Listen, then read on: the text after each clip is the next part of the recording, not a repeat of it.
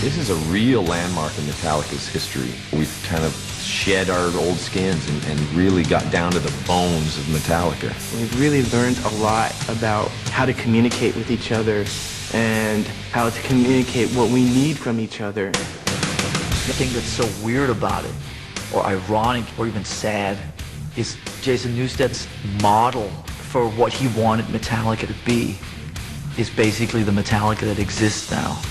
Maybe he was like the sacrificial lamb for that to happen. November 30th, 2000. Metallica hit the stage as tensions mounted, and their hard rock brotherhood reached a breaking point. I knew that that was my last performance with Metallica. Appropriately, the song Fade to Black. He was just in his own little cocoon, very incommunicado. He basically just showed up. He didn't sit with us. He wasn't hanging or anything. It was just like, okay. We had told him that we needed to talk after the show. That was the first time all four of us were in one spot for like a few months. We got off stage, and Jason wasn't around. 6 weeks later, Metallica met in a San Francisco hotel room to face each other and confront an uncertain future. I had a proposition. That's how the meeting started. Let's just take 1 year off. Jason told us that he was unhappy with the band. We said, why? Don't you think that'd be cool? And everybody can have their time, and I could go and make my Echo Brain record. We said, we can't take time off. We have to start making an album. So I said, okay, well, I'm gonna have to step off. I'm walking. We asked him to reconsider, and he wasn't really interested. I got really emotional. I started bawling, and I said, what are we doing? Is this how it's gonna end? And after he left, we started to take a hard look at ourselves, turn our eyes inward. Why did Jason leave? What part was ours in him leaving? 1986. Bassist Cliff Burton is killed in a tragic bus accident, and Metallica fan Jason Newsted gets a chance of a lifetime. And there was no way anybody else was gonna get this gig. This was my opportunity. Newsted joined a band still reeling from the loss of a friend, and it's not easy. The truth is, we grieved through Jason. I mean, we hazed him so hard. It was his fault. We took it all out on him. Hey, let's go!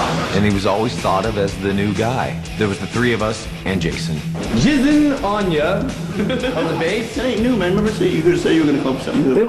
No, this shut up. I guess we wanted to toughen him up. We wanted him to be as tough as us. We were brutal with him. And it never ended, really. By the year 2001, family had taken precedence over the band.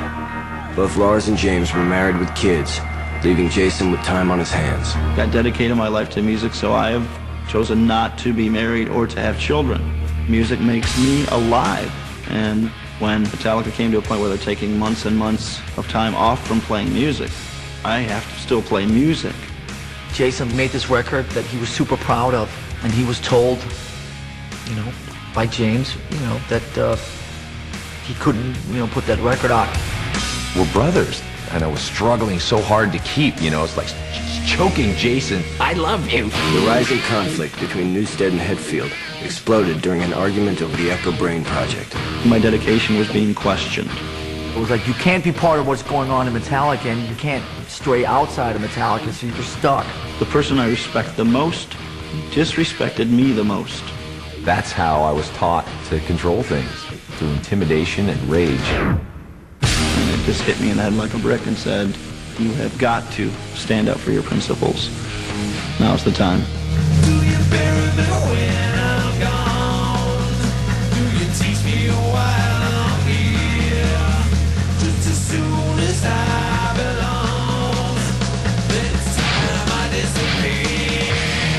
I really love Jason. I respect him a lot as a friend and a musician. I felt like I lost a brother, and I still feel that way. It felt like we were fragmented. We didn't feel like a band.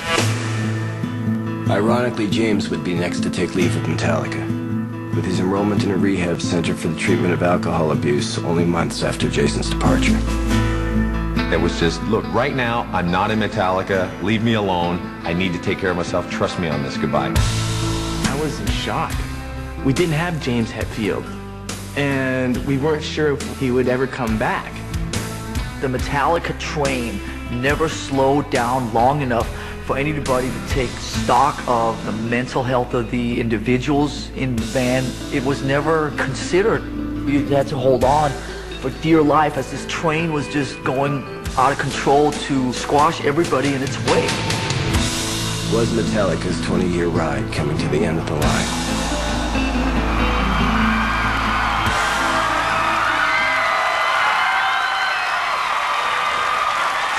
There's some heavy emotions going on, especially the first couple of bits there.